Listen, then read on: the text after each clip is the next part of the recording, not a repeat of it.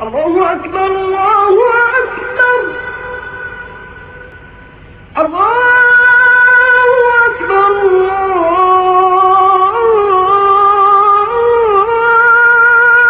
أكبر. The Azan, Adhan in Arabic, is an Islamic call, delivered by a muezzin, the person who recites the Azan, from the mosque 5 times a day.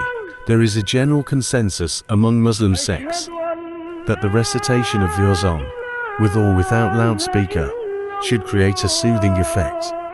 People who hear only noise pollution should heed these discussions. The muezzin is chosen for his ability in reciting the Adhan clearly, melodically, and loudly enough for all people to hear. This is one of the important duties in the mosque, as his companions and community rely on him in his call for Muslims to come to pray. Congregation. Adhan is recited from the mosque 5 times daily, traditionally from the minaret. It is the first call summoning Muslims to enter the mosque for obligatory fard prayer salah. A second call, known as the Iqamah, summons those within the mosque to line up for the beginning of the prayers.